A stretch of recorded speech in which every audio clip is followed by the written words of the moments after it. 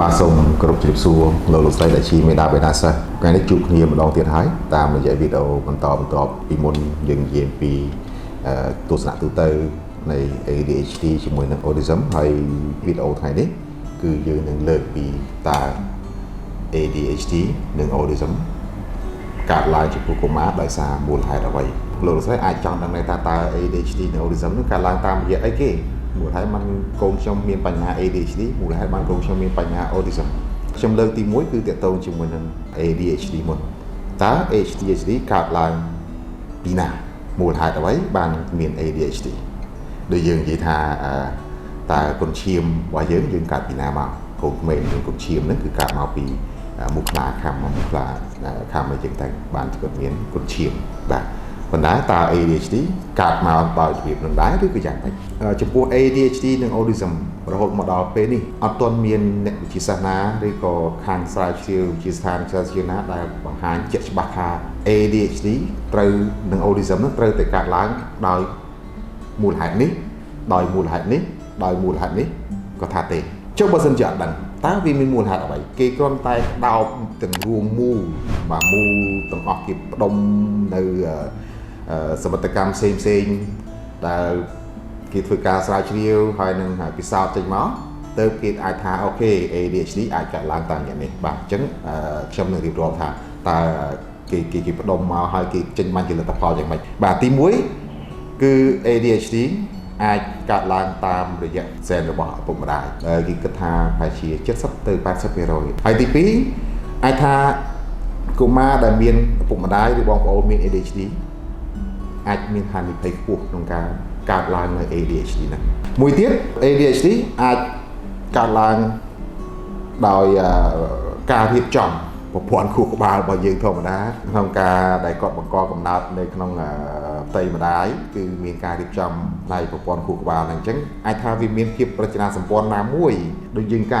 រៀបចំអ្វីមួយទៅរៀបចំទៅយើងឆក់ល្វែងកន្លែងណាមួយអញ្ចឹងណាដល់ពេលឆក់ល្វែងយើងធ្វើ process ហ្នឹងវា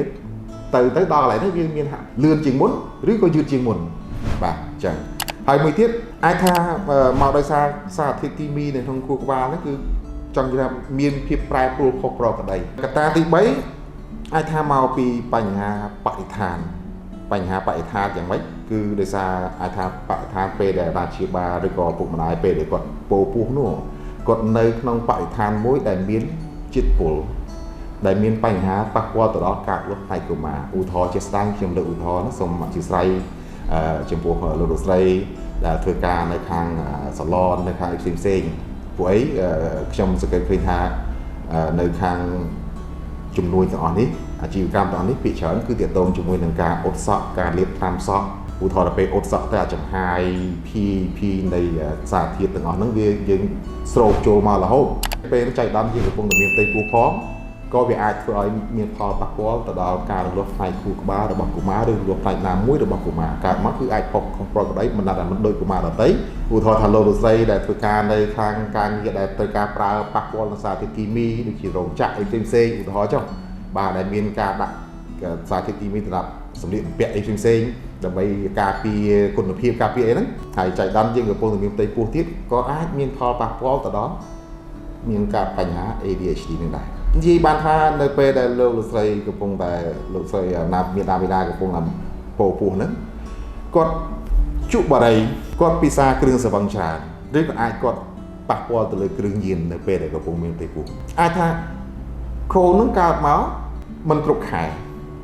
មុនកាលកំណត់ហើយជាទូទៅគឺ7ខែគឺកើតមកគឺដឹងតែមានសង្ឃឹមអីទេប៉ុន្តែភាគច្រើនគឺឆ្លាតបាទប៉ុន្តែគាត់នៅក្នុងចំណោមភាគច្រើនឆ្លាតនេះគឺមានចំនួនខ្លះមួយចំនួនដែលគាត់មិនឆ្លាតអញ្ចឹងអាចថាកូនយើងក្នុងចំណោមតិចនឹងហើយដែលគាត់មិនឆ្លាតដោយសារគាត់កើតគ្រប់ខែបាទធម្មតាកើតគ្រប់ខែមានថាគាត់លូតលាស់បានមិនប្រក្រតីទេនៅពេលមានផ្ទៃពោះអីចឹងទៅហើយឬក៏ពេលកើតមកហ្នឹងគ្រប់ខែត្រឹមត្រូវដូចនេះប៉ុន្តែគីឡូទម្ងន់របស់ទារកមិនសមាមាត្រជាមួយនឹងការលូតរបស់គាត់មកត្រូវ3គីឡូអញ្ចឹងឧទាហរណ៍ឬក៏2គីឡូ8ខាំអីចឹងទៅស្រាប់តែគាត់បានតែ1គីឡូកន្លះអីចឹងទៅបាទគ្រប់ខែប៉ុន្តែការលូតលាស់របស់គាត់គឺស្ថិតនៅក្នុងលក្ខខណ្ឌណាមួយដែលធ្វើឲ្យកើតមកគីឡូគាត់ទាបវាអាចថាធ្វើឲ្យមានបញ្ហា ADHD ហ្នឹងដែរបាទមួយទៀតអាចថានៅពេលដែលលោកលោកស្រីអាណាព្យាបាលកំពុងតែពោពោះ ម្ដាយឪពុកហ្នឹងគាត់មានវិបត្តិណាមួយនៅក្នុងគ្រួសារអាចថាมันសប្បាយចិត្តជាមួយគ្រួសារទៅបាទដល់ថ្នាក់បកែកគ្នាធ្ងន់ធ្ងរឬក៏ចេះតែទទួលបាននៅសម្ពាធណាមួយពីគ្រួសារឬសម្ពាធពីកន្លែងណាមួយផ្សេងទៅដែលធ្វើឲ្យគាត់មិនសប្បាយចិត្តគាត់គេងមិនលក់គាត់ញ៉ាំថ្នាំមួយគេអញ្ចឹងទៅឧទាហរណ៍ចុះឬក៏ទៅជាមានអារម្មណ៍មិនស្រួលស្មុគស្មាញ stress អីចឹងទៅញ៉ាំថ្នាំរងាប់អារម្មណ៍អីចឹងទៅនេះក៏ជាបញ្ហាមួយដែរដែលយើងកំពុងតែមានផ្ទៃពោះផងហើយយើងមិនសប្បាយចិត្តផងអារម្មណ៍របស់យើងគឺផ្ដោតមួយថ្ងៃគិតតែមិនចេះតែមានរឿងគ្រួសារដើរបាត់អីបាត់សង្វឹងផងមកផ្ទះរោរឿងចឹងទៅវាទៅជាដក់នៅក្នុងអារម្មណ៍ហើយយើងដឹងស្រាប់ហើយកូនគឺនៅក្នុងពោះរបស់យើងអញ្ចឹងវាឆ្លងវាអាចថាវាមានភាពទំនាក់ទំនងគ្នារវាងម្ដាយនិងកូនហ្នឹងអញ្ចឹងអាចថាធ្វើឲ្យកូនកាត់មកក៏គាត់មិនប្រក្រតីអាចមានបញ្ហា ADHD ចំណុចមួយទៀតក្នុងបរិស្ថានដែរជាងការឧទាហរណ៍ថាកុមារគាត់កើតមកធម្មតាទេមានថាការថែរក្សាករបស់ពុកម្ដាយគឺបានល្អហើយការញ៉ាំអាហារក៏ប្រយ័ត្នប្រយែងព្រោះធម្មតាហើយអាហាររបស់យើងបច្ចុប្បន្នតែញ៉ាំមិនស្រួលទេវាប៉ះពាល់ដល់ទៅដល់ការលូតលាស់របស់កុមារក្នុងផ្ទៃពោះរបស់យើងអត់បញ្ហាទេពេលសម្រាលអាចថាដោយសារសម្រាលវាសម្រាលតាមធម្មតាទេឬក៏សម្រាលដោយការវះកាត់អីផ្សេងអញ្ចឹងទៅអញ្ចឹងក៏អាចជាបញ្ហាខ្លះមួយចំនួនធ្វើឲ្យមានបញ្ហា ADHD ដែរមួយទៀតពេលសម្រាលចេញមកហើយបានគ្រប់គីឡូអីត្រឹមត្រូវហើយប៉ុន្តែនៅដំណាក់កាលណាមួយនោះបាទការលក់របស់គាត់ធម្មតាមួយខែគាត់ចេះអីមួយខែគាត់ចេះងាកចេះអីឬក៏ងាកមើលងាកចុះងាកឡើងចេញសម្លេងចេះអីធម្មតាមួយឆ្នាំគាត់ចេះហៅប៉ាម៉ាក់អីស្រាប់តែគាត់មានបញ្ហាមួយគឺមានជំងឺធ្ងន់ធ្ងរអាចថាជំងឺផ្លូវដង្ហើមធ្ងន់ធ្ងរឬក៏ជំងឺទៅធ្វើឲ្យគាត់ក្តៅសន្លប់មកខ្មែរគេថាសន្លប់ឬក៏បកាច់អីចឹងទៅស្រាប់តែងើបពីជាមកស្រាប់តែចាប់ដើមជប់ទៅពេទ្យទៅស្រួលបួលហើយស្រាប់តែពេលដឹងខ្លួនស្រួលបួលបាត់អស់លីងនៅការបោះផ្នែកពីដំបូងមកទាំងអស់បាត់ទាំងអស់វាទៅជាក្មេងមួយដែលហៅឈ្មោះលេងងាកប៉ាម៉ាក់ក៏លេងហៅមិនមាត់មិនកអានឹងក៏ជាអាចថាជាបញ្ហាដែលធ្វើឲ្យមាន ADHD ដែរអញ្ចឹងសរុបសេចក្តីមកវិញទី1អាចមកពីកត្តាហ្សែនទី2អាចមកពីការរៀបចំវេទិកាសម្ព័ន្ធរបស់គ្រូក្បាលដែលធ្វើទៅរៀបទៅចង្កាត់វិផ្លត់ស្នៀតណាមួយណាហើយទី3ទៅទៅមួយកត្តាបរិស្ថាននៅពេលដែលយើងមានផ្ទៃពោះ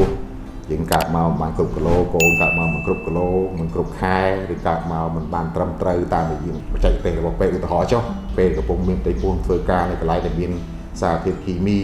ដូចជានៅខាងសាឡននៅខាងអីទៅដែលចំហាយក្លិនអ៊ុតសក់អ៊ុតអីតាមសក់តាមអីចុះធម្មតាកន្លែងហ្នឹងបើមិនត្រូវការប្រើរបស់ទាំងអស់ហ្នឹងទេគឺមិនយើងអាចនេះបានអញ្ចឹងវាអាចស្រូបបានរហូតបើយើងស្រូបបានតែធ្វើការនៅដុំរោងចក្ររំអីអញ្ចឹងទៅឧទាហរណ៍ចុះមានកត្តាប្រមាណដែលលោកស្រីអាចណូតបានហើយអាចថាហើយជាមកពីហ្នឹងអញ្ចឹងពេលដែលយើងមានផ្ទៃពោះលោកស្រីអាចចាប់ប្រចាំជាមួយបញ្ហាទាំងអស់ហ្នឹង